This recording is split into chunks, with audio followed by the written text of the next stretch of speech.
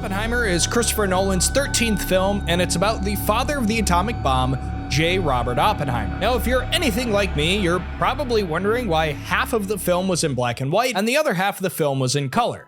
So, let's take a look. In this video, I'm going to analyze some aspects of the characters, as well as a couple of the words that Nolan used on screen, and how all of those things combine together to affect the color of the film. Christopher Nolan is known for packing meaning into his films. Much like other directors, every choice about color, sound, text, etc. is very intentional. I know that sounds really dumb, but what I mean by intentional is there's a lot of things that have a read between the lines meaning to them. Nolan is also no stranger to using complex scientific theory in his films. Have you seen Interstellar? Anyway, before we get into it, we do need to understand two things about atomic physics, but I'm going to relate them to the film. So let's press on. At the beginning of the film, we meet J. Robert Oppenheimer as he sits in a hearing for his security clearance renewal. This sequence is in color. In the bottom left of the screen, we see the title 1, Fission. So far, we're off to a hot Christopher Nolan start. What does that mean? Let's start with this. What is fission? Fission is dividing or separating something into different parts. But why is that important to the film? Well, historically, the bombs dropped on Nagasaki and Hiroshima were fission bombs. But as we'll see later with a couple other things, there's a double meaning behind that. A bit later, we are introduced to Robert Downey Jr.'s character, Louis Strauss, as he sits through his own hearing. President Eisenhower picked Strauss to be on his cabinet, but before that was official, Strauss had to be confirmed by the US Senate. When we're first introduced to this scene, the film switches to black and white, and we see a label 2.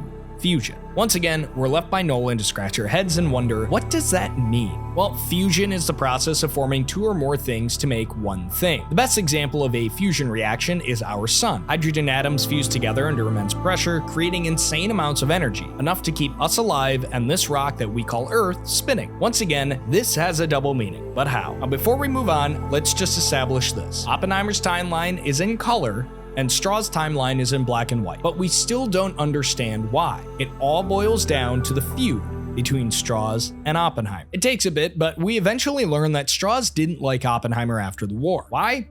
Well, for one thing, they were on different ends of the political spectrum. Strauss was very conservative and Oppenheimer was very liberal. After World War II, the Soviets successfully tested their own plutonium fission bomb, and this was concerning because it resembled the work of the Manhattan Project, a highly secured project. Strauss blamed the information leak on Oppenheimer's association with communists in America before and during the war. The thing that really turned Strauss against Oppenheimer was Oppenheimer embarrassing him at a hearing for the transportation of radioisotopes. TLDR, Strauss was against it, and Oppenheimer was for it. He mocked Strauss's opinion in front of the panel. But Dom, what does all this have to do with the movie being black and white? Well, from that point on, Strauss spent a lot of time putting a lot of pressure on Oppenheimer. He came up with a plan to destroy him. Strauss used a number of illegal tactics to put an end to Oppenheimer's career. He kept up the front that he and Oppenheimer were actually really good friends. Meanwhile, behind the curtain, Strauss gave Oppenheimer's FBI record to a man named William Borden and had him write a complaint about Oppenheimer to challenge his security clearance renewal. But why did he choose to go this route? Well, Strauss knew it would have been a highly publicized event if they were to put Oppenheimer on trial before the Senate, and public appearance was Oppenheimer's bread and butter. He was really good at swaying public opinion and had proven he can make Strauss look like an idiot in public. Instead, Strauss decided to go for Oppenheimer's security clearance to keep him out of the public eye while still getting him out of government. He put Oppenheimer in a small, inconsequential meeting room with no cameras, no reporters, and no hype. The hearing acted as a trial, but due to several loopholes, the advantage was heavily stacked against Oppenheimer. So how does all of this affect the color of the film? Well, in a scene at Strauss' mansion on the Princeton campus, Oppenheimer is handed the formal complaint by Kenneth Nichols. This scene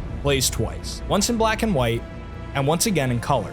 One of only a few scenes to do so. At this point, we've only seen Strauss in black and white. This shows his view of the world. We'd seen Oppenheimer in color up to this point because, well, he saw a lot of different sides of life. On top of that, Fission, the color sequences, show all the parts of Oppenheimer's life that are coming apart. Fusion, the black and white sequences, show when everything was coming together for Strauss. When Nichols handed that complaint to Oppenheimer, the film changed from black and white to color. Fission had finally become fusion. J. Robert Oppenheimer's work to create the bombs that caused a chain reaction on the atomic level created a chain reaction destroying his career and ushering us into the new era of modern history.